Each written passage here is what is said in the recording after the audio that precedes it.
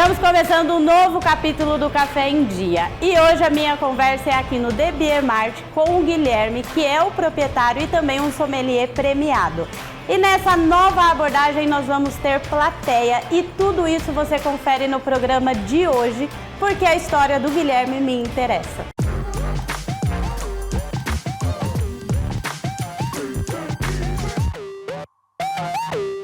Bem-vindos, cafezeiros! Bora colocar esse café em dia? Mas hoje eu não vou colocar o café em dia. Hoje eu vou colocar a cerveja, o chopp e eu estarei muito bem acompanhada pelo Guilherme, que é um mestre... Não, bom, tudo bem? Tudo e você? Tudo bem. Na verdade, assim, eu quero te apresentar e eu fiz uma cola, porque o seu currículo é impressionante. Tipo, é muito grande. É. Eu vou falar algumas coisas que eu achei interessante aqui. Você é um advogado e bacharel formado pela USP, bacharel em letras formado pela USP, correto? Sim, isso. Aí você tem um curso de sommelier de cerveja, sommelier de destilados, sommelier de vinho e campeão 2022 de sommelier de cerveja aqui no Brasil. É isso aí. Fala sério se eu não estou muito bem acompanhada. Porra, obrigado. Obrigado por receber o Café em Dia aqui.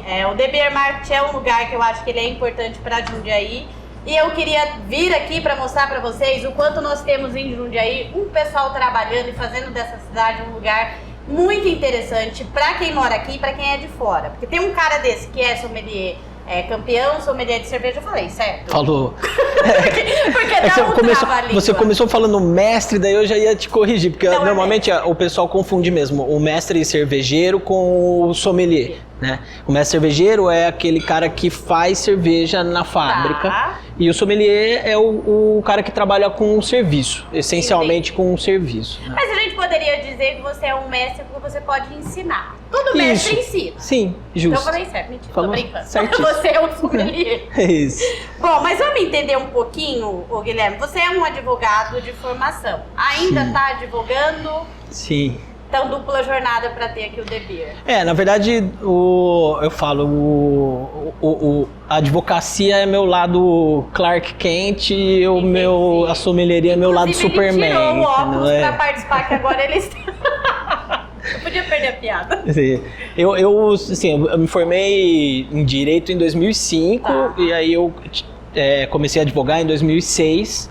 E eu abri o bar só em 2013, né? Então eu tive uma estrada com o direito e recentemente voltei a advogar, a pegar algumas coisas, né? Mas não como era antes, assim, não trabalho mais em escritório, não tenho escritório próprio, porque é uma vida dupla meio complicada, né? A vida noturna é complexa, a gente acorda, né, dorme muito tarde, etc, tem que acordar muito cedo, e a advocacia é um sacerdócio, né, é uma coisa que exige muita dedicação. Mas hoje você consegue fazer a advocacia de uma forma mais, vamos dizer assim, você consegue escolher os casos, porque daí você advoga de uma forma mais tranquila, porque Sim. tem o bar. Sim, então... é justamente isso. Hoje em dia a gente, me aparecem coisas pontuais, né?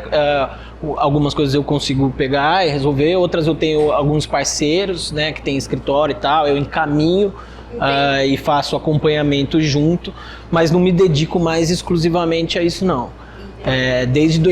Na verdade, quando eu abri o bar em 2013, ainda continuei uns 2 anos trabalhando com as duas coisas, mas aí teve uma hora que eu precisei me dedicar só ao bar mesmo. É porque fazer o bar firmar é algo... O negócio de gastronomia, ele é muito difícil, né, Sim. Guilherme? É um ramo que você tá fazendo algo que você acha que a pessoa que tá do outro lado vai gostar e você pode acertar ou errar. Então é o eterno buscar que aquilo dê certo, Sim. né? É uma busca constante, como você falou, e assim, é difícil, é muito difícil, né? Por incrível que pareça, que as pessoas às vezes têm a impressão de que bares e restaurantes são negócios que... São fáceis de lidar. Fáceis de lidar e que são muito rentáveis, e essa não é uma realidade, né? Ontem mesmo eu estava lendo uma reportagem da Abrazel, né, que é a Associação Brasileira de Bares e Restaurantes, falando isso, a quantidade de restaurante que fecha, né? Até 2 anos. Até 2 anos. Então, assim, é pouquíssimo tempo, né? Em 2 anos você não consegue nem estabilizar um trabalho, né? Nem dizer pra quem você é, na verdade. Exatamente. Porque não muda, né? É então isso. você tenta acertar. É complicado mesmo. Por quê? Porque nós estamos tratando de um ramo que é muito delicado, né? Esse daí de você servir as pessoas, você tem uma proposta de a pessoa gastar o dinheirinho dela para vir aqui comer a sua comida, beber a sua bebida, ser servido por você. Então precisa tudo ser muito bem pensado, caprichado, né? E hoje a gente vê um movimento, assim, desde a pandemia, né? A gente vê um movimento de, por exemplo, restaurantes com 3 estrelas Michelin na Europa fechando também. Sim. Não por falta de cliente, mas os chefes entendendo que aqui é muito trabalho para pouco resultado. Entende? E a operação não é sustentável, às vezes, a longo prazo, e desenvolve várias... Que a gente nunca entende que quem tá na cozinha, tá no bar, desenvolve burnout e outras doenças, porque você tem uma dedicação... Tipo, o dono do bar, quantas vezes você tira de viagem por ano? Não, Se tira. Ultimamente nada. A gente costumava viajar uma vez por ano. Mas se você quiser falar de burnout, essas coisas, a gente pode fazer um episódio só sobre isso, porque eu tenho muita história para te contar sobre isso também. Mas eu queria entender, daí você se formou advogado, e quando foi que você decidiu que você queria abrir o bar? E eu sei que o De Beer já mudou de lugar, né? Sim. Mas nós vamos falar um pouquinho, que eu gosto de falar um pouco da arquitetura dos lugares, mas quando você decidiu que você queria abrir o bar? Então, eu terminei o direito em 2005, e daí eu prestei vestibular de novo e fiz. Aí eu advogava em São Paulo e fui fazer letras na USP, mas como hobby, né? De 2006 a 2009. E aí em 2010 eu tive o primeiro contato com cerveja artesanal brasileira. Eu já conhecia algumas coisas de fora. A gente morou fora uma época, minha família, meu pai fez um doutorado na França, e lá na França e Bélgica a cultura da bebida já estava lá, sim, da cerveja estava instalada há muito tempo, né? Então eu lembro assim, até de criança, de olhar as taças que meu pai pedia nos restaurantes, eram aquelas taças bonitas, douradas, com uma bebida avermelhada. Eu falava, cara, não é possível que isso é cerveja. Que a gente tá acostumado com o copinho americano de bar. Com a nossa cerveja. E aí começou a aparecer em 2010, essa cena no Brasil começou a ficar bem forte, e eu fui para Blumenau. Blumenau tem um festival, chama Festival Brasileiro da Cerveja. Ele acontece desde 2010. E aí eu fui para lá e era um lugar onde você podia ver os produtos nacionais. Daí eu vi que, cara, tipo, de São Paulo para baixo já tinha um movimento muito forte, né? Porque são estados de colonização alemã e tal, eles já tinham essa tradição. E aí eu comecei a falar, pô, esse negócio tá rolando aqui também, né? E aí eu comprei umas panelinhas e fui fazer um curso de fabricação de cerveja, e eu fazia a minha cerveja em casa lá. Na panelinha? Na panelinha, que hoje em dia também já é uma tecnologia obsoleta. Hoje as panelinhas você comanda ela pelo celular, assim, sobe temperatura, desce temperatura. Ali não, era termômetro pendurado e tal. Mas primeiro você foi cozinhar a cerveja. Exatamente. E aí eu fui atrás de um curso que eu pudesse fazer para aprimorar essas produções que eu fazia na minha casa. Deu muito errado? Muito, demais. Tem até um ditado famoso que é: você só chame um colega para tomar, na Alemanha, né? Você só chama um colega para tomar a sua própria cerveja a partir do quinto lote que você faz, né? Porque os 4 primeiros vão ser intragados. Então, aí foi assim, né? Quando eu fui procurar um curso, né, para fazer, eu encontrei um curso de sommelieria, que não era um curso de fabricação, era um curso para aprender a degustar e tal.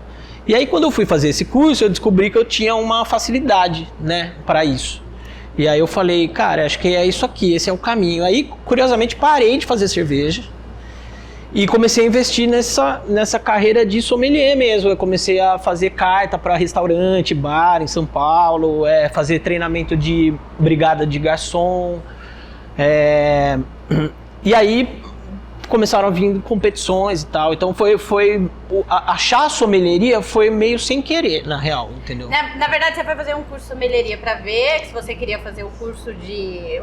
Foi um acaso que você descobriu que você tinha um paladar apurado. Isso, foi mais ou menos isso. Mas o paladar também é treino, né, Guilherme? Totalmente treino. Você tem um paladar ele um pouquinho mais desenvolvido, mas você tem muita técnica pra treinar e você vai desenvolvendo ele com o tempo, né? Total técnica. Assim, você tem pessoas que tem... Todo mundo tem o aparato necessário, que é né, o nariz, o olfato, a boca e tal. E aí algumas pessoas têm mais facilidade para determinadas coisas, outros para outras, né? Até hoje, assim, eu tenho colegas de profissão que a gente faz muito treinamento de defeito, né? Tem as substâncias químicas que a gente simula um defeito comum de produção. Tem colegas que não conseguem perceber determinado defeito, é uma questão de fisiológica mesmo, né? E eu também tenho outros que também não consigo. Então, além da aptidão natural que cada um tem, 90% é treino, claro. Né? E também memória olfativa. Exatamente. Porque um aroma que eu sinto pode ser que você não sinta e pode ser que o terceiro sinta de uma outra forma. Perfeito. Tem muito a ver com a nossa vivência sobre comida e sobre cozinha. É isso aí, perfeitamente. A memória olfativa é a memória afetiva também, Sim. né? Porque ela, por exemplo, às vezes uma pessoa tem uma determinada facilidade para determinado padrão de aroma, porque aquilo lembra, sei lá, um doce que a avó fazia, o cheiro da casa da avó, né, o cheiro do armário, Então, tem muito a ver com isso, com o que você viveu, né? Eu acho assim, o grande lance do movimento da cerveja, da gastronomia como um todo, é que as pessoas comecem não, né? Que elas voltem a prestar atenção no que elas estão fazendo. E prestar atenção é assim, primeiro come sem o celular. Isso, é a primeira coisa.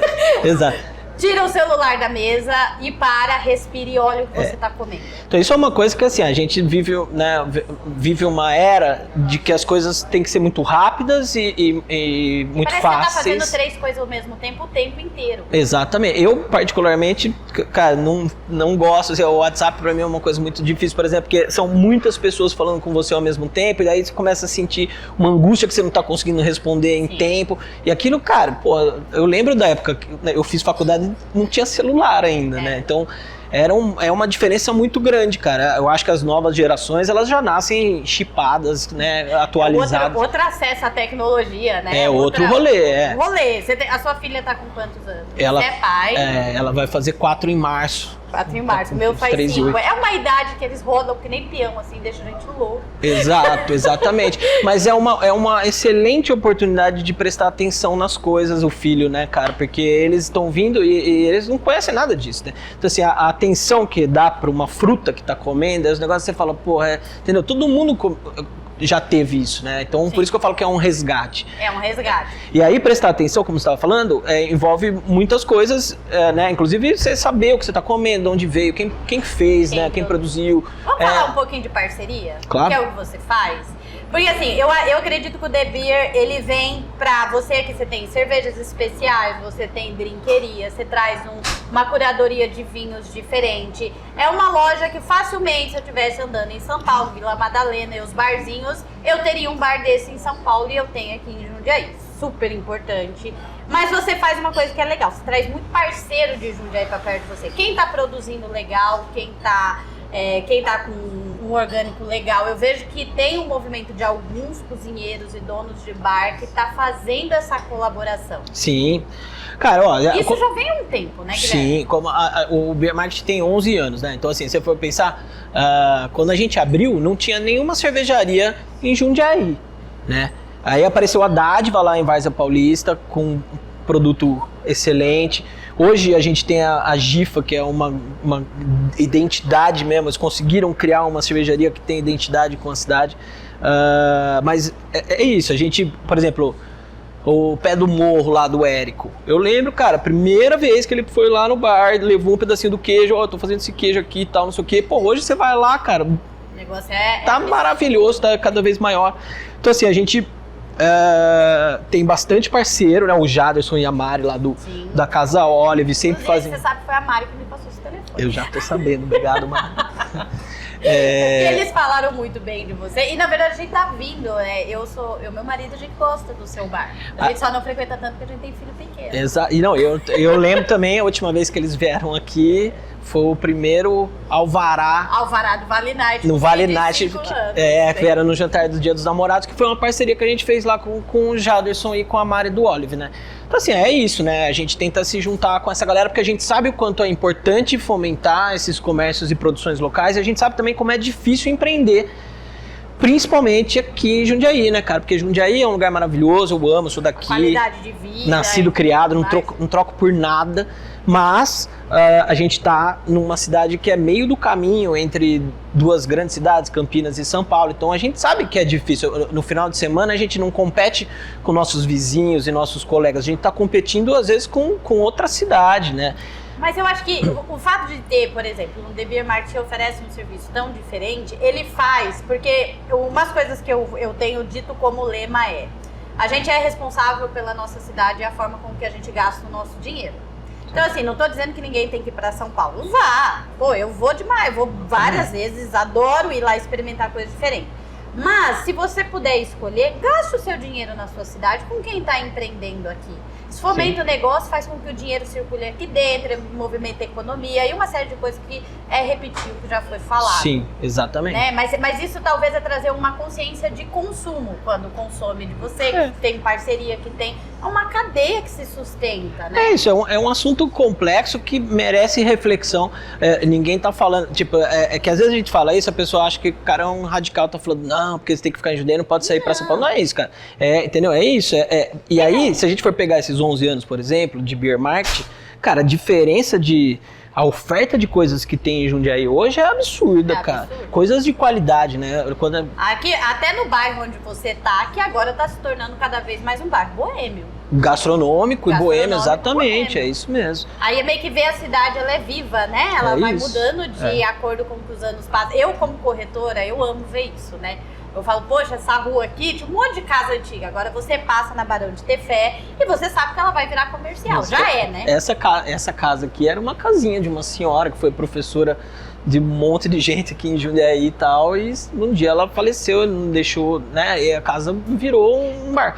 Então, isso é legal ver também como a cidade se transforma. Se transforma. Né? E o quanto vocês são responsáveis por fazer essa transformação. Sim. Cada vez que entra um bar novo, um bar escolhido. Então, assim, você vê que a cidade, naquele passo de formiguinha, ela vai se transformando. Vai. Mas eu queria falar um pouquinho, porque Desculpa só te interromper, e também a gente não pode deixar de falar de um trabalho que é feito pela prefeitura, né? Aí não estou nem falando de gestões políticas nem nada, mas a gente tem um trabalho muito bem feito na construção das rotas, a rota do vinho, da uva. Você viu um episódio que você fez recentemente com a Marcela Moro, que é a pessoa talvez grande responsável por isso aqui.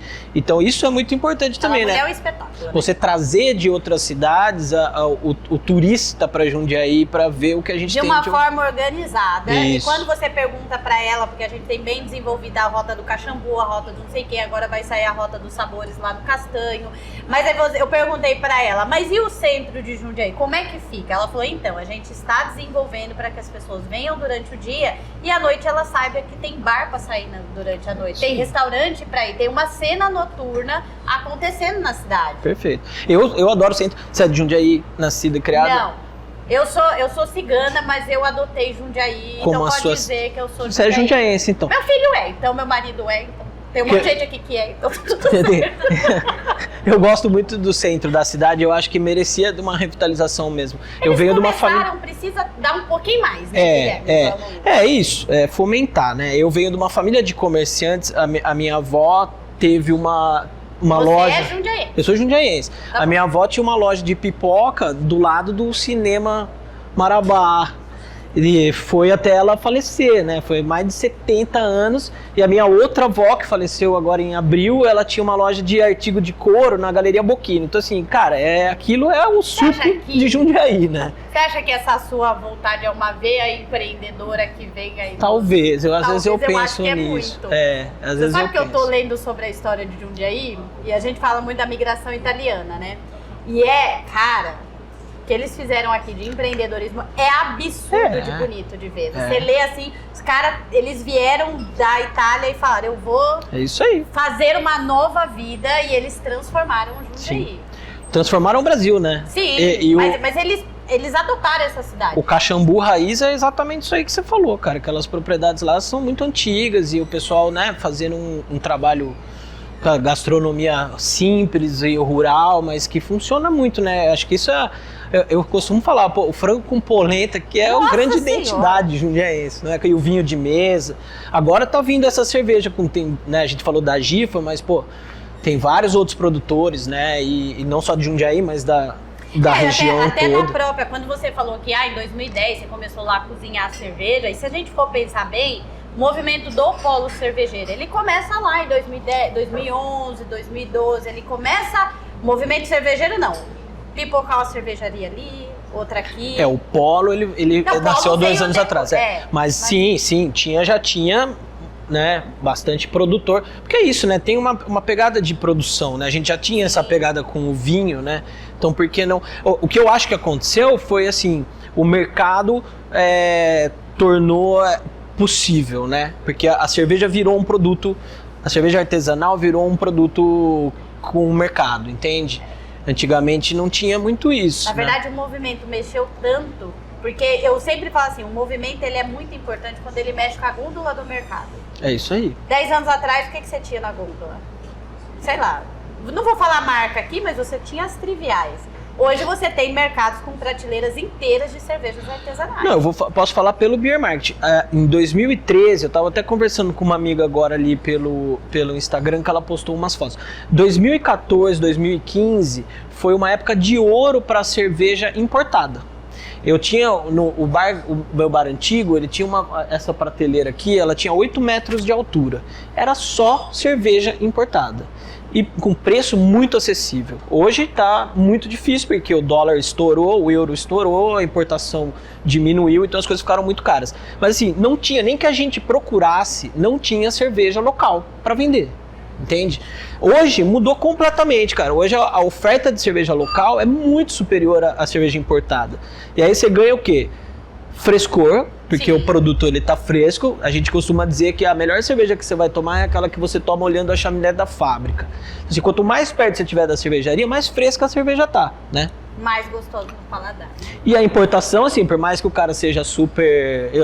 Eu trabalho muito com produto importado, então assim, podia nem estar falando sobre isso, mas é uma realidade. A importação, por mais que o cara tenha muito cuidado na importação, cara, essa cerveja entrou dentro de um container, dentro de um navio, atravessou um continente, aí ela vai parar lá no Porto de Santos e vai ficar no sinal vermelho lá durante 1, 2, 3 meses até alguém resolver liberar, ou seja, cozinhando no sol, entendeu? Então assim, é difícil, né, cara? Se você tiver produção local, obviamente que vai ser melhor, né? Mas agora, vamos falar um pouquinho de... Você tocou no assunto que não estava na pauta, mas eu quero perguntar.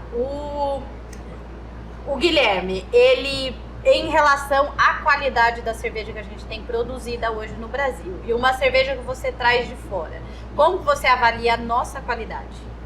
Não, muito... Cara, hoje as cervejas no Brasil são de qualidade excepcional, cara.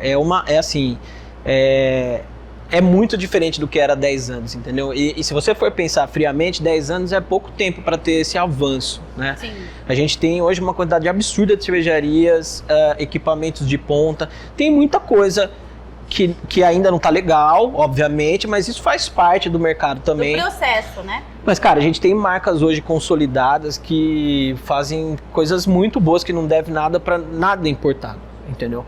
A gente ainda tem... a história do importado, ela é importante para o mercado, porque assim, existem alguns ícones que são importados. Porque assim, essa coisa começou lá há séculos atrás, né? Então assim, quando a gente vai falar de Pilsen, claro que a gente tem milhões de Pilsens deliciosas feitas no Brasil. Mas, pô, a Pilsen, ela foi criada na República Tcheca. Então assim, pô, é interessante que o cara tenha acesso a uma coisa, sabe, que originou todo o movimento, né? Uma IPA... inglesa ou americana. Eu acho que pode, é que nem vinho. Hoje a gente tem uma produção boa de vinho no Brasil, considerável, que leva prêmio e tudo mais, mas tudo bem se você tomar um vinho lá da Itália, um champanhe da França. Os caras estão há 1000 anos fazendo denominação de origem controlada. Exatamente, é isso. Firmando o pé e dizendo o que é nosso é bom. Eu acho que é isso que o Brasil agora começou a fazer, esse movimento de pegar e fazer micro-regiões. Aqui eu produzo vinho, aqui eu produzo queijo, aqui eu produzo... Então isso traz uma originalidade, porque o que você só toma aqui, só tem aqui. Sem dúvida. E assim, eu acho que além dessa história de você ter ícones que você possa usar como referência e comparar, é muito importante que a gente também passe dessa fase de colonizado para uma fase autoral. Então, já foi, né? Hoje o Brasil tá vivendo, e aí a Aline é uma pessoa excelente para falar sobre isso. A Aline é a esposa dele, não pôde estar aqui, mas ela em breve aparecerá no Café em Dia. A Aline, ela é antropóloga e ela é sommelier também. E ela tem isso aqui, gente. Ela tem um trabalho hoje muito legal, que é Beberu, é uma empresa que elas criaram para fazer cursos sobre bebidas ancestrais dos povos originários brasileiros da América do Sul, né?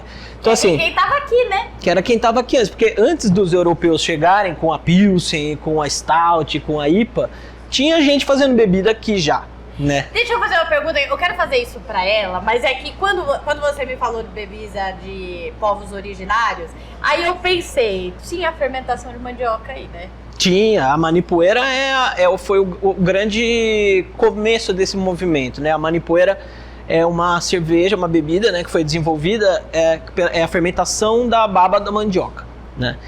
A gente tem uma outra aqui na geladeira que é a Titia. É que quando a gente fala isso, vocês vão até fazer meio...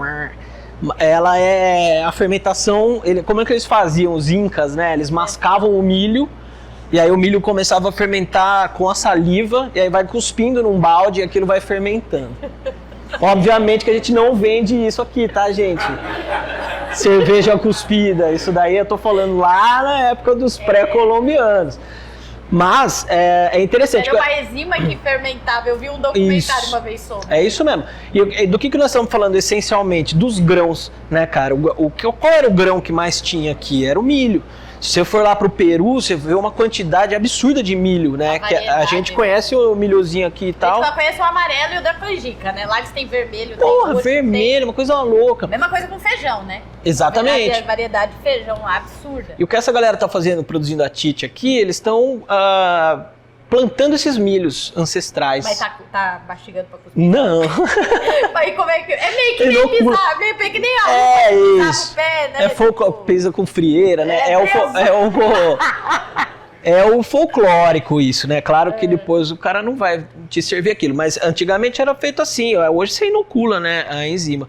Mas assim, eu acho que é legal, voltando a falar dessa história do colonizado pro autoral, né? A gente precisa da referência, a gente precisa entender como chegou até aqui. Mas assim, cara, pense uma coisa, o Brasil tem coisas que aqueles caras não têm.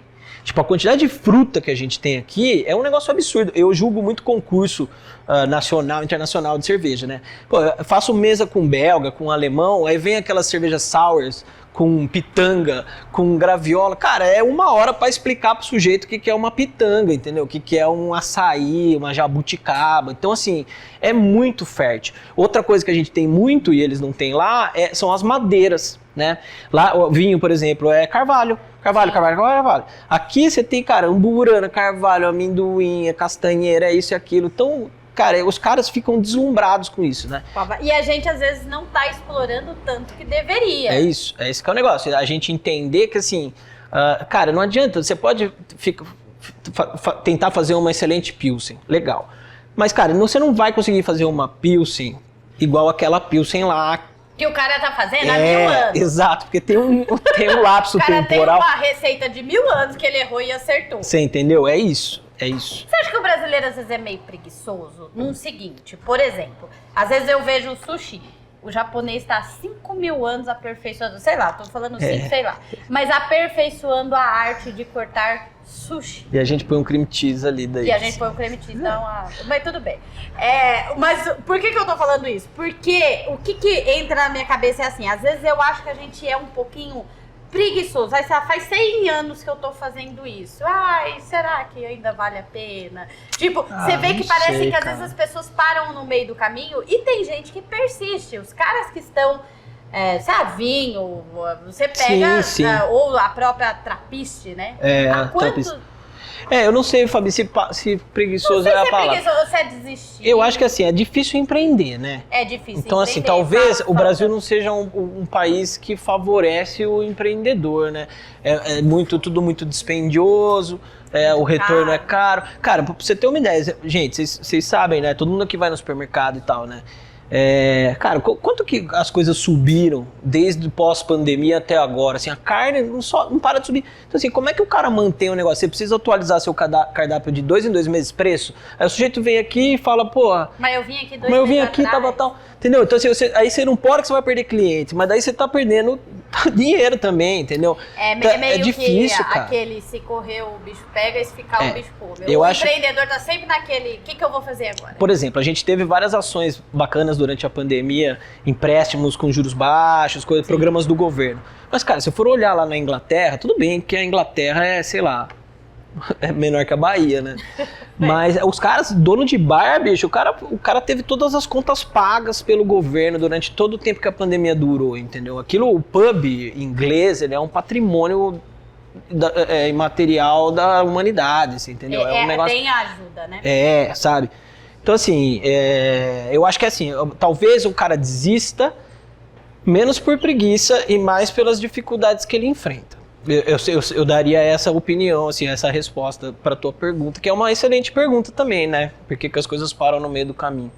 Mas deixa eu fazer uma pergunta. Aqui você tem um bar, eu gosto de falar da arquitetura dos lugares, e aqui é meio um monte de bandeira. Como que você... A impressão que eu tenho é que esse lugar ele foi tomando forma, é isso mesmo? Foi. Não, a maior parte dessa decoração é coisa de viagem, cara. Coisa do lugar que eu fui visitar, que eu conheci e trouxe uma plaquinha aqui, um quadrinho ali. Um dia eu vou montar um bar, um dia eu vou montar um bar, um dia eu vou montar um bar. Um dia eu montei o bar. E foi trazendo. E fui colocando. Hoje em dia a gente nem tem mais muito espaço pra colocar coisa aí. Mas é vivo. Eu gosto de um lugar que você sente que tem uma história contando. E você sabe que isso que a gente tá encontrando aqui, você não encontra em qualquer lugar. Tem a identidade do dono, né? Mas me fala uma coisa. O Guilherme, ele gosta de tomar qual cerveja? A próxima. Cara, tem uma preferência? Eu gosto muito de escola, eu gosto muito de escola inglesa, assim, eu gosto de cerveja escura, stout, eu gosto de bitter, né, aquela cervejinha inglesa amarga que não é a IPA ainda, né, que não é muito amarga, mas assim, não tem nenhuma que eu não goste, melhor responder dessa forma. Você gosta de provar, né? Eu gosto de provar. Mas no dia a dia, assim, eu prefiro cervejinha de baixo teor alcoólico, sabe? Levinha. Eu prefiro. Agora você entrou no assunto que eu quero falar, que é o seguinte. Diz que botecar é terapêutico. Uhum. Eu acho que sentar na mesa do boteco aqui, eu não preciso ter diploma. E eu posso filosofar a melhor coisa da minha vida, como posso falar nada e que tá tudo bem na noite, você não tá em débito. Mas como é que a gente faz consumo consciente? Como que você trabalha consumo consciente trabalhando com bebida alcoólica? Cara, esse é também um papo complexo. Eu, particularmente, diminui demais meu consumo de bebida alcoólica desde a pandemia. E eu acho que foi ótimo. Porque assim, eu já trabalho com isso, entendeu? Então assim, eu preciso provar as coisas que me entregam aqui, que estão querendo me vender. Eu vou julgar concurso, cara, você senta ali em 2 dias e você julga mais de 700 amostras de cerveja. Então assim, é um negócio cansativo, então você precisa ter um approach bem profissional e técnico, né? Você não vai ficar bebendo. E aí, quando as minhas horas vagas, se tem uma coisa que eu não quero fazer hoje, que eu também já tô com 42 e tal, né, cara? A ressaca nem é mais ressaca, já vira doença, né? Licença, patrão. Esse é o nosso Alex, é o Red Loser. Red Loser, Andão. ele queria que falasse o apelido. É o nosso Alex do Jô Soares. Inclusive que faz um drink. Aliás, além de ser sommelier e um excelente barman, o Anderson é exatamente isso aí que você falou. O cara, você sentar ali no balcão ali, ele vai ter assunto pra tudo. Você pode conversar, quer conversar de política, de esporte, o que você quiser, vai ter papo. Isso que é um bom barman, é o cara que sabe conversar. É o bom botecar, que é sentar ali e conversar com quem tá te atendendo. Mas, cara, eu acho assim, do mesmo jeito que eu estava falando ali, que o movimento da gastronomia ele é um movimento de prestar atenção, o consumo é a mesma coisa. Eu acho que o mercado de cerveja artesanal, ele pede um consumo moderado, entendeu? E aí nós temos várias razões. Primeiro que assim, a variação alcoólica e de textura dessas cervejas é muito grande, né? Então você pode estar aqui tomando uma cerveja de 5%, como uma Pilsen, né? E tal, e aí, cara, de repente você tem uma de 12%. Né? E é difícil, e a gente associa na nossa cabeça do brasileiro da cerveja fácil, que cerveja é uma bebida sempre de baixo teor alcoólico, e não é verdade. Não é, né? Então às vezes você começa a tomar... 12% é um vinho. E aí você mistura uma dessa com aquela, bicho, é difícil, é uma bomba. Então assim, eu acho que é tudo essa história, prestar atenção, né? Tomar devagar. Um outro ponto, não é barato. Não é barato. Né? Então se eu for sentar pra encher o caneco, que nem você faria com uma cerveja comercial, é mais oneroso, né? Então tudo isso contribui para um consumo moderado e consciente. E a gente tem uma torneira de água à vontade, tem uma plaquinha lá escrito água à vontade, hidrate-se, porque é importante você estar bebendo e estar tomando água também. Aprenda a beber, né? Eu sempre achei que isso era uma grande baboseira até eu ficar velho, e aí eu sei eu concordo que é com você. super importante. E com um filho pequeno não ainda. É? Exatamente. Tem uma última coisa que eu quero falar com você, que é assim... A última? Né? Não, porque a gente vai ter que fazer uma pausa daqui a pouco para degustar outras cervejas, né? Enfim, eu tô no bar de cerveja. Mas é que é o seguinte, eu vejo hoje que às vezes, duas coisas.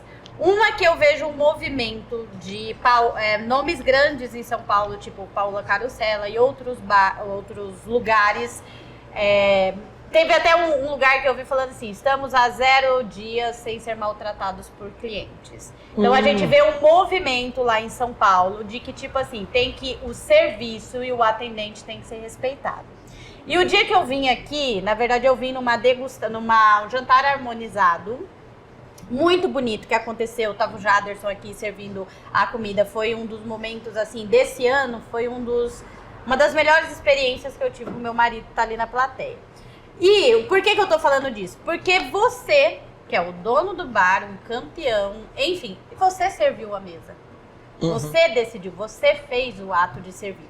E às vezes a gente percebe que existe uma desconexão com a realidade, que é aquele antigo, o cara que frequentava o bar por anos, sabia quem que era a família, conhecia o garçom pelo nome. Na modernidade que a gente vive, virou automático e é muito fácil maltratar o garçom, é muito fácil maltratar, é diferente de você saber o Anderson, você entende esse carinho? Entendo. Então, me explica um pouquinho essa decisão sua de servir a mesa e como que você enxerga esse movimento que o pessoal tá fazendo. Deixa eu te contar um caso antes, que você falou que o pessoal costumava conhecer o garçom e tal. Minha mãe fala isso, que quando ela casou, ela ia jantar com meu pai, tinha um restaurante aqui que chamava Haiti.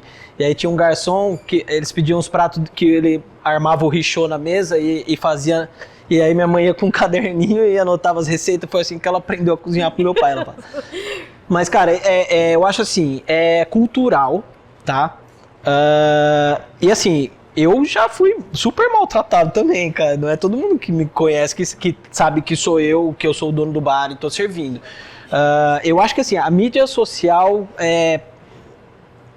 acabou com o negócio. Pra não falar outra palavra. Pode falar palavrão. Cagou total, cara. Cagou. A mídia social, cara, ela acabou com esse respeito. Né? E assim, há um tempo atrás, também, né, agora que tô mais velho, mais maduro, mas eu brigava mesmo, cara. Facebook, essas coisas, avaliação. O cara chega e fala, porra, mas nossa, o bar é lindo, a comida é maravilhosa, a cerveja é excelente e tal, mas é caro. Eu falava, porra, velho, as coisas têm preço, entendeu? Tem preço, faz na sua casa. E isso assim, tô falando, essa é uma crítica ainda das pequenas. Outro dia o Rodrigo do Mocotó colocou vários prints de avaliações. Umas coisas é muito engraçado, são coisas engraçadas, mas, cara, pra quem tá trabalhando no dia a dia, é muito foda, cara. Eu lembro que de salão é pesado. Uma das coisas que me ferrou psicologicamente, burnout, essas coisas, foi isso, cara. Foi o Facebook, cara, nego, sabe, às vezes o cara nunca foi lá e falando um monte, sabe, fazendo texto como se o cara fosse um grande avaliador. Sabe, eu acho que assim, todo mundo tem opinião. Eu, cara, tem vários lugares que eu vou e não gosto. Sabe o que eu faço? Não volta. Eu não volto, meu amigo. Você entendeu? O resto, coisa, sabe, vai falar na frente do espelho, cara, tudo que você acha. E assim, tem coisa que é o chamar atenção. Ou, me desculpa, sem querer te interromper. Ou chame a pessoa na hora e fale, ó, cara, isso aqui tá errado, ficou ruim e tal. E aí a gente vai saber o que você tá falando e vai melhorar, entendeu? Agora, o cara chegar em casa, sentar, e aí, mano, ele pensa, não dá, cara. Não dá, né? Eu acho que é complicado. E aí, desculpa, você ia falar uma coisa. Não, né? não, era mais dessa sua decisão de servir, que isso pra mim foi algo muito bonito, porque o ato de servir é diferente de servidão. Servir é o ato que a pessoa te entrega algo. Sim. É bonito o ato de servir. É diferente de servidão. E às vezes você olha aquela pessoa que tá ali e você acha que você pode maltratar ela porque ela está no ato de servir. Mas servir é dar de você para o outro. Nós vivemos em um país super escravagista e coronelista. Então, assim, a gente tem esse costume de achar que a pessoa que serve, ela é menos. Isso é um costume nosso. Se você for pra Europa, né, cara, ser servido... Cara, se você não respeita o cara não te serve. Se você não dá a gorjeta, cara, você não volta mais que você vai ser mal visto no negócio, entendeu? Ele não entende que ele está te servindo. Ele tem uma profissão que é bonita, é o ato. É nobre demais, cara. Você é a pessoa que tá preparando, sabe? Você fala assim, como é que você vai maltratar um sujeito que tá preparando tua comida, velho? Você entendeu? Não faz sentido, porra, né? Sabe, é até perigoso isso, cara. Você pega um cozinheiro rancoroso que vai dar uma, né? Sua cabeça, imagina, põe um fio de cabelo ali bem escondido daí e fala assim, não vai nem achar esse aqui. Mas, cara, eu já passei por situações em Amsterdã, uma vez num bar, uma cervejaria, eu vi um barman dar uma bronca num cara, que o cara tava pedindo, não era nem pra esse barman que o cara tava pedindo a cerveja, era pra uma menina, né? Uma barwoman, e aí o cara não olhou pros olhos dela. Aí o cara virou, ele pegou no braço dele assim e falou assim, ó, quando você for pedir alguma coisa, você olha nos olhos da pessoa que tá te servindo e você pede por favor, tá ligado? Aí eu falei, caramba, se eu fizer isso lá, eu tô fechado. Eu fecho em um mês, eu fecho. Mas eu acho que é importante esse movimento dos restaurantes pra educar. E dos estrelas, né? Esses chefs que você comentou da Paola, eu comentei do Rodrigo. Ela é importante. Um holofote sobre ela. Então é importante que ela use essa voz para falar em algo que afeta no dia a dia de um bar seu que é aqui de cidade. Sim. Eu não uso mais o Facebook antes. Hoje aparece uma avaliação, eu nem leio. Mas o Instagram, eu compartilhei essa publicação do Rodrigo e falei, mano, se o Rodrigo tá passando por isso, vocês imaginem o que as pessoas não passam, sabe?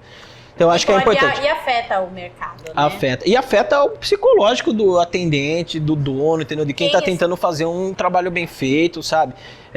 Então, e também, cara, né? Existem coisas ruins. Vamos deixar isso bem claro. Existem o serviço péssimo, porco, comida ruim. E aí, ninguém tá passando pano. Exato. Só assim, ser educado, né, mano? Mas assim, existe o serviço ruim? Existe. Sim. Você sem educação, você ser sem educação com o serviço, isso é um problema seu. É uma atitude sua em relação ao mundo. Sempre vai ter. Sua atitude. Exato. Simples assim. Mas a gente agora vai partir para a área de degustação, que eu volto daqui a pouco. Porém, nesse intervalo, eu vou passar nas mesas para ver o que o pessoal tá tomando. Até já.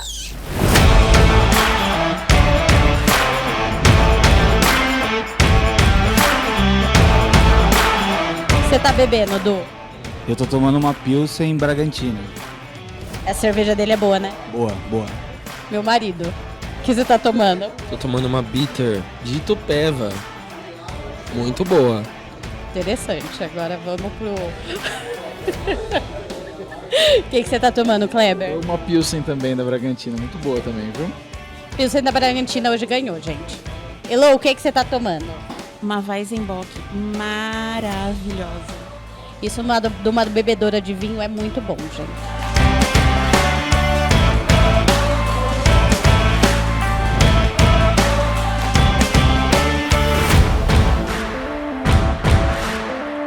Bom, agora nós voltamos para a parte que eu mais gosto no programa, que é provar e degustar coisas. E o Guilherme vai me guiar numa degustação que é muito parecida com o que acontece num campeonato. Exato. Mas no campeonato tem comida ou não? Não. É só teoricamente. Tem a comida numa parte teórica. Vamos lá? Vamos. Bastante coisa, Migui, hein? agora o dono do programa é você, só pra te avisar, tá? Bom, a gente tentou pegar aqui 4 cervejas com um espectro sensorial bem diferente, né? E aí trazer alguma coisinha para harmonizar. Então assim, só para falar o que a gente tem aqui, né? Essa é uma Pilsen, essa é uma cerveja de trigo, essa é uma IPA e essa é uma Stout, uma Imperial Stout, né? Como é que funciona o campeonato? O campeonato de sommelier, a primeira etapa é uma prova de múltipla escolha sobre o universo da cerveja, história, Meio enfim, que estilos. Isso, 80 questões, múltipla escolha. Tem 80 questões, tem que saber um pouquinho. Isso é o brasileiro, né? Porque o Mundial, eu disputei o Mundial 3 vezes lá na Alemanha. O Mundial ele tem essa múltipla escolha, mas se você assinala uma errada, ele anula uma certa. Então é mais difícil ainda. Aqui não, aqui é a provinha normal mesmo. Aí essa é a primeira fase, aí vai enxugar o número de concorrentes, né, para a segunda fase. A segunda fase é isso daqui. Você recebe 8 taças, às cegas, e aí você tem que degustar e dizer qual é o estilo. Você tem que dizer qual é o estilo da cerveja. Não, o estilo, não tem marca, nada. Não. Tá, ok. Só o estilo. E aí essas 8... É difícil, hein? Difícil. E aí a segunda etapa são 8 taças com uma Pilsen de mercado, né? Assim, uma Light Lager, né? Tipo uma Skol. Uma cerveja com pouco atributo sensorial. Sim. E daí elas estão dopadas com defeitos, né? Substâncias químicas que simulam 8 defeitos comuns de se encontrar. Então você tem múltipla escolha, depois análise às cegas de 8 estilos, análise às cegas de 8 defeitos. E aí na final... você faz uma simulação de serviço. Então vão ter algumas pessoas sentadas, você estuda um cardápio por um tempo, né? E aí você é chamado e as pessoas começam a pedir as coisas. E aí tem de tudo, cara. Tem copo sujo, de batom, tem cerveja vencida na geladeira, você não acha o abridor, a chopeira tá desregulada, então você precisa lidar com todas aquelas... Que é o que acontece no dia a dia de um bar. Que essa era a minha grande vantagem ali, era essa. Eu já estava acostumado. Em 2015 eu fui vice-campeão, e aí em 2022 eu fui campeão. Eu sou campeão até agora, que o campeonato agora acontece em 2025. Então próximo. Você ainda detém esse título? Ainda. Por uma questão meramente institucional, que os campeonatos agora eles são mais espaçados, para poder... E você pretende competir de novo? Cara, é Você gosta? Uma boa pergunta. Eu gosto de competir. Eu sempre gostei de fazer prova na escola, essas coisas, para testar conhecimento, né? Eu gosto de competir, mas o que eu mais gosto mesmo é de me classificar para poder viajar e disputar esse Mundial lá fora. Entendi. Porque é uma experiência muito bacana, você disputa com... delegações da Alemanha, da Áustria, Estados Unidos, Bélgica, França. Você amplia muito o conhecimento, Pô, né? Ali tem uns caras, né, que nasceram dentro de um tanque fermentador, assim, é a 4ª geração de uma família de cervejeiros da Alemanha, sabe? Então é legal por causa disso. Mas vamos lá, vamos tentar. Lá. Aí quando tem harmonização, normalmente é uma pergunta teórica, assim, vai ser convidado para fazer um evento e o prato vai ser esse, e aí que você vai usar de opção, né? Então aqui vamos falar um pouquinho. A primeira cerveja é uma Pilsen, né? Então ela é aquela cerveja que a gente está acostumado a tomar no dia a dia. Ela é uma cerveja bem amarelinha, bem clarinha, com aroma de cereal, né? O frescor, levinha. Isso, bem levinha. O aroma normalmente é de cereal, de pão, né? E esse aroma de lúpulo também bem levinho, um herbal, um floralzinho. É muito leve, né? Uhum. Em geral, ela não vai te entregar muito de... Ela vai te entregar um frescor e uma cerveja leve. Uma cerveja para refrescar, baixo teor alcoólico, fácil de tomar. Isso aqui, cara, harmoniza praticamente com o que você quiser, né? A gente é super especialista nesse tipo de cerveja, né? Então a gente sabe... Vai com um amendoinzinho, com um salaminho, vai com o que você quiser. Aqui eu diria que ela harmoniza bem com a focaccia, que é levinha. Cara, exatamente. É exatamente essa a proposta. Eu vou fazer a brincadeira. Eu gosto da brincadeira. Pode fazer. A harmonização que a gente fala, a harmonização correta é sempre com as duas coisas na boca, a comida e a bebida, né? Uhum. E uma coisa que é muito importante no mundo da cerveja, né? É que a gente precisa degustar engolindo. Vocês já devem ter visto no mundo do vinho, que as pessoas cospem, né? O café também. Por Dependendo quê? da quantidade que você toma. O vinho, porque um teor alcoólico é muito alto, né? Então você ficar degustando e engolindo, cara, a partir da terceira taça já não sabe mais de nada. A cerveja é muito importante que ela tem a história do retrogosto, né? Então quando você engole, e aí de boca fechada você solta o ar pelo nariz, ele vai te voltar esses aromas que você pega no orto nasal, né? Que a gente fala na inspiração. Como é que é o negócio? Você toma, que é mais ou menos como prova o café. Isso. E aí você deixa ele na boca e engole, solta o ar pelo nariz e você vai... Pra ele voltar o aroma aqui.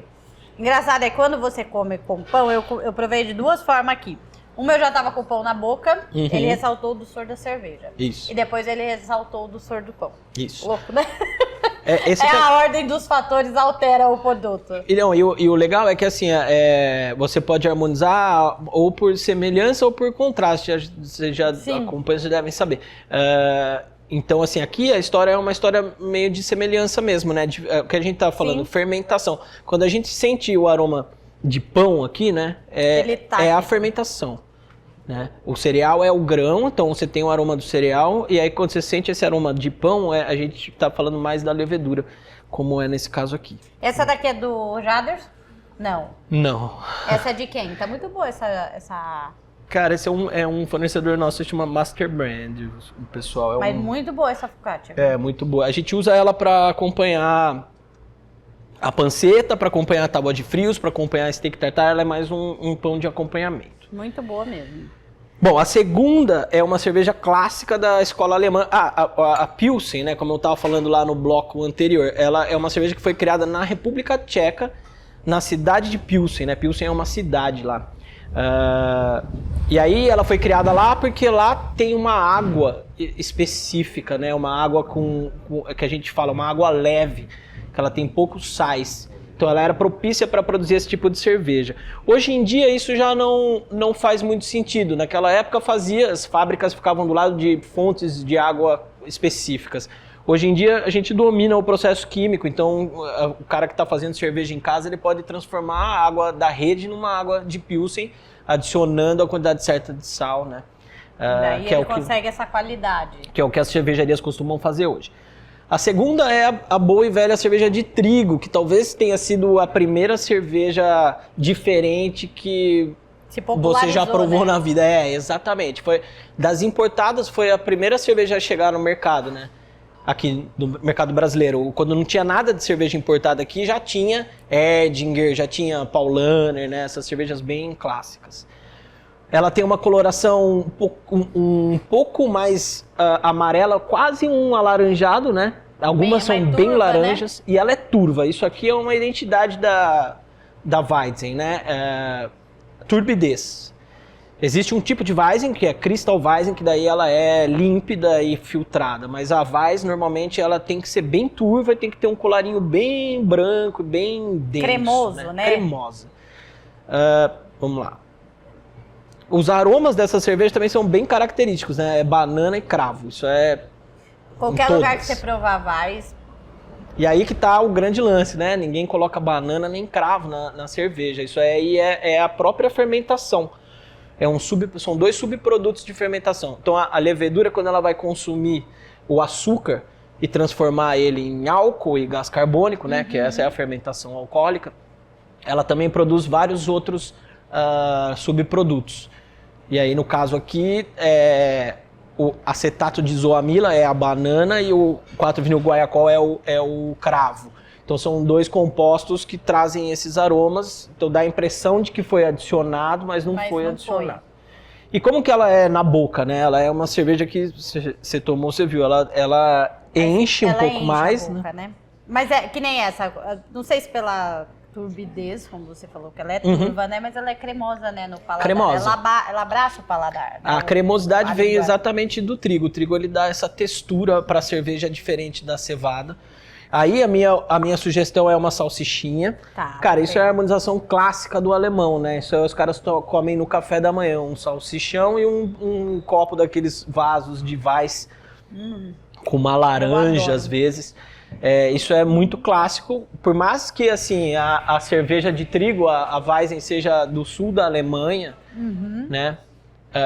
Você vai encontrar na Alemanha inteira, né? Então, eu particularmente gosto muito, eu acho que assim, é a melhor cerveja que tem para tomar, desculpa falar isso, né? Eu falei que eu diminui meu consumo alcoólico, a melhor cerveja para tomar de manhã é a cerveja de trigo. Qual é o horário permitido para começar?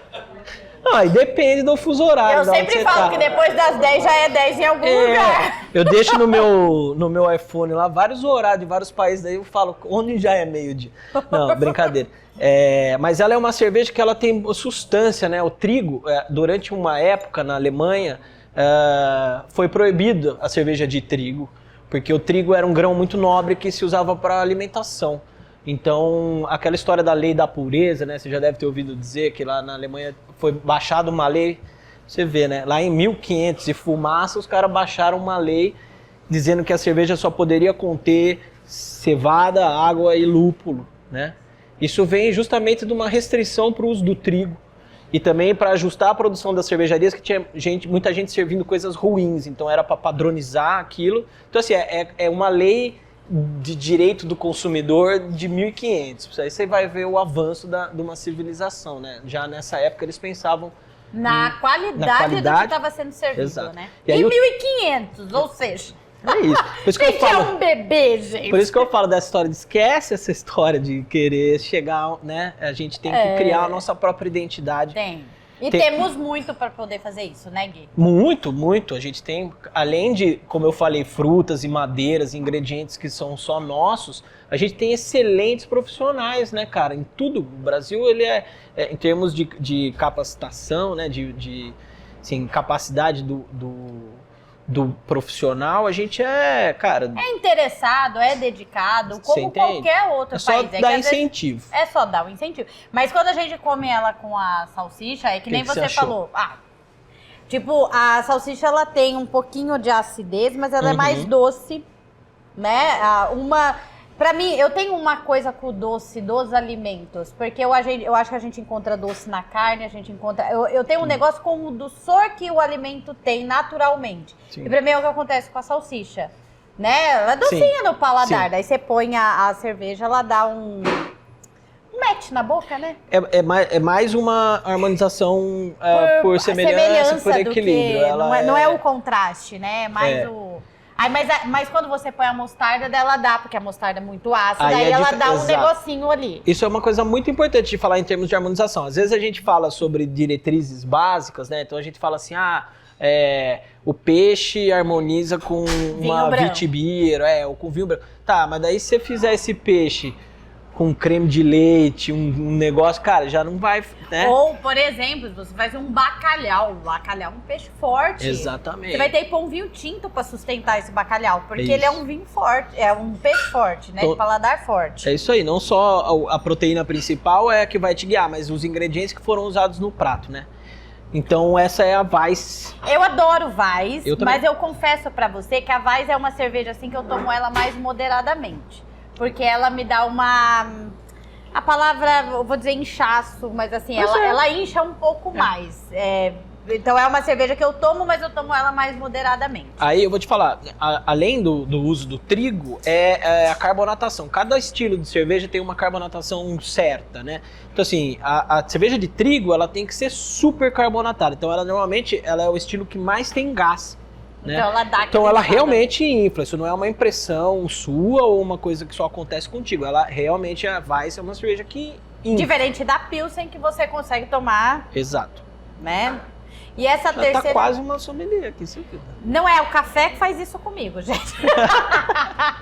Eu vício no café. Não, eu gosto de tomar cerveja. E é que nem você falou, eu sou interessada. E eu gosto de participar de harmonização. Eu acho que nas harmonizações que a gente aprende muito. Sim. E aprende sobre o prestar atenção no que você tá tomando, o que é a cerveja, o que tá fazendo com você.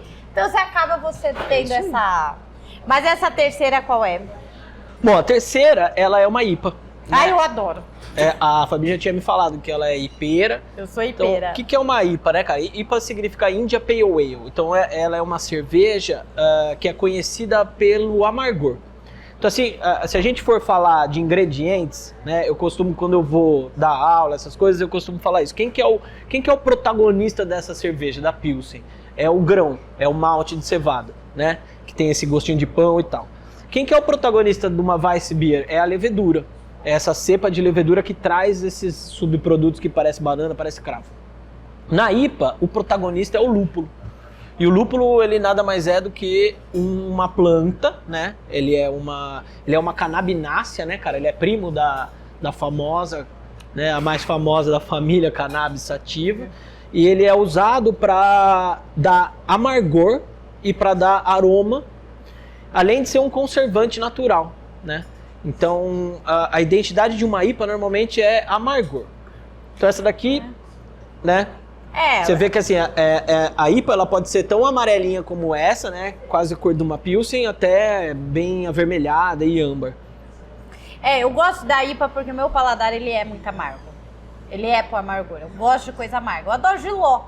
Então, pra mim, a IPA ela desce. E o que você sente quando você pega o aroma dela? Essa tem algumas que são mais alaranjadas, né? Pra mim é sempre uma laranja. É isso aí. Mas essa pra mim, ela tá mais pra um... Como é que fala? Não tá mais pro laranja, tá mais pra um limão, uma lima da Pérsia ali. Isso. Mas desde a laranja até o limão e a lima da Pérsia... Isso, é a família das... É uma família dos cítricos, né? Então, assim, é um aroma cítrico. Tem algumas que são bem carregadas, tipo maracujá, né? Tem algumas que são já mais resinosas, que lembram um pinho, né? Mas é isso aí, normalmente ou ele é bem cítrico, ou ele é bem resinoso, ou ele é bem frutado, né? Hoje em dia a gente tem uma família de IPAs aí, que são as New England IPAs, que tem bastante aroma de fruta tropical mesmo, de manga, abacaxi e tal. E aí o amargor de final de boca. Que é pra basicamente limpar a gordura do corpo. É isso? Falei, cara, já falei, tá sabendo tudo. É exatamente isso, cara, o amargor, ele te ajuda a limpar a gordura, né? Pra mim é super bem-vindo, eu adoro porco, gente. 3 coisas que limpam a gordura, né? O álcool, teor alcoólico alto, carbonatação e amargor. Carbonatação é uma coisa que o vinho não tem, né? Então, eu acho que, assim, me desculpem os enófilos, né? Mas, assim, eu acho que a cerveja é muito mais versátil para harmonizar com comida do que o vinho. Eu acho que tem coisas, por exemplo, é muito difícil harmonizar vinho com chocolate. A não ser que você vá para essa linha de fortificados, tipo vinho do Porto, etc. Agora, cerveja, cara, cerveja escura assim com chocolate é uma maravilha. Aquelas cervejas frutadas e ácidas com chocolate branco é muito maravilhoso. Que acho que até teve uma harmonização dessa no jantar de Dia dos Namorados, se eu não me engano. Agora eu pus o limão aqui, faz outro barato na boca, né? Fica diferente. Daí o limão ressalta o sabor do... E ele dá parece uma frescada ele abre a cerveja, Parece que ele abre o cítrico, né? Que você tá colocando um cítrico na comida e aí ele realça esse cítrico. Ele realça, muito bom. Então assim, a IPA é normalmente muito boa para essas coisas mais gordurosas e também, cara, hambúrguer, né? É um negócio que vai muito bem. Você tá muito com a comidona pesada. O problema só da IPA é que depois que você começa a tomar ela, você não consegue tomar outra coisa. Eu tenho essa sensação de que eu só quero ela. Sim. Tanto que eu deixo ela pro momento que eu não vou mais sair dela. Sim. Tem bastante assunto, né, pra gente falar, mas a IPA, ela foi a grande âncora desse movimento da cerveja artesanal no mundo, né?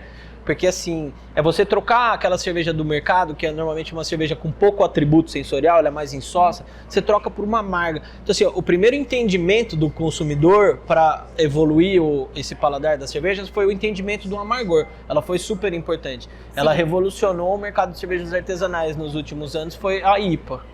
E eu já vi, né, alguns críticos falando assim, é meio preguiçoso você ficar só na IPA. Eu provo todas, mas de fato a IPA, pra quem tem paladar amargo, que nem eu, que eu gosto, o amargor pra mim ele é agradável.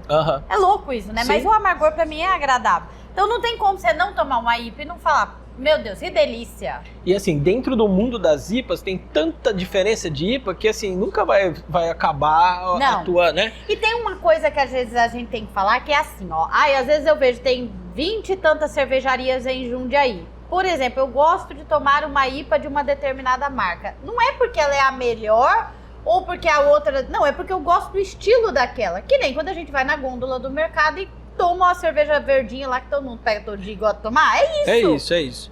Isso é muito importante de falar. É o estilo, eu gosto desse estilo. O bom é aquilo que você gosta. Sim. Entendeu? Não é é aquilo que é bom pro que seu o paladar. sommelier falou pra você que é bom, não é o que a revista falou, não é a etiqueta de preço, né? Que muita gente acha que é assim, quanto mais caro, melhor.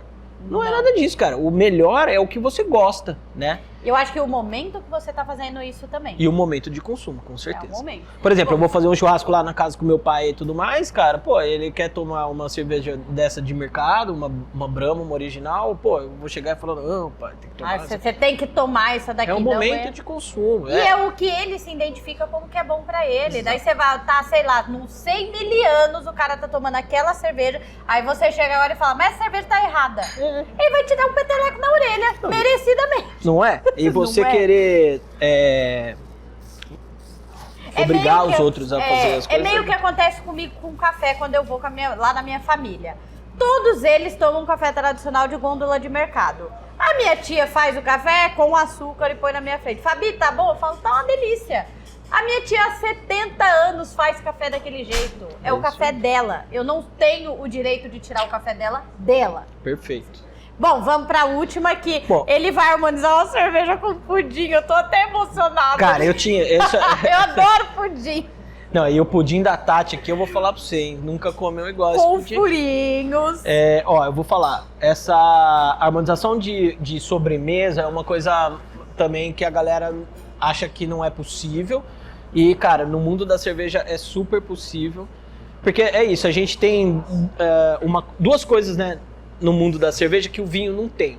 Um é a carbonatação, tem gás, a cerveja tem gás, o vinho não tem. Então o gás ele ajuda, né? Uhum. E outra coisa é a tosta. Né? No vinho você tem as notas tostadas que vem num processo terciário, ele vem porque o vinho descansa na madeira e aí traz aquelas coisas da madeira. Não, isso daqui, o grão ele foi torrado mesmo, né? Por isso que ela tem tanto aroma de café e chocolate, isso. Né? Essa daqui ainda ela tem uma particularidade que ela é uma Imperial Stout, então ela é uma Stout de 12% de teor alcoólico, ela é super forte e ela tem adição de framboesa. Então você sente que tem um negocinho de fruta vermelha, sabe aquele chocolatinho? É um docinho lá no fundo. Aquele sensação, aquele chocolate com morango dentro, então mais ou menos isso. E aí, cara, uma cerveja com essa densidade, né, 12% de teor alcoólico, bem densa na boca, textura cremosa, vai com sobremesa tranquilo. Vai com uma sobremesa tranquila. Bom, qual que é a brincadeira? Prova a cerveja, come um pedaço de pudim, come um pedaço de pudim, prova a cerveja. Como que é o negócio? Eu adoro pudim, gente. A hora que você comer esse pudim e tomar essa cerveja, você vai querer fazer de todas as formas, assim, pra ver se muda alguma coisa. Não, ela é muito gostoso, cara. Eu fui testar, fazer o teste. Eu ia trazer uma stout com aveia. Puta que eu pariu. É um puta que pariu bom. Eu adoro. Cara, dá um barato na boca. É bom, cara. É isso, é uma junção. É isso aí, abraça mesmo, cara. Isso abraça. E ele faz com que o caramelo do pudim exploda na sua boca. É isso aí, é isso. É o barato do caramelo. Porque aqui também tem caramelo, só que você não percebe quando você vai tomar, né? Então, assim, eu fui fazer um teste lá atrás, na cozinha, com uma Oatmeal Stout, que é uma stout de aveia, com adição de café. E aí o café passou por cima do pudim e ela não tinha estrutura de corpo para sustentar o pudim. Aí eu peguei essa e deu certo. Não, mas o barato tem que ser, come o pudim, toma um golinho da cerveja, põe o pudim na boca e depois põe é isso mesmo, a ordem do fator eu falei que ela ia ficar testar de novo? Não, é bom.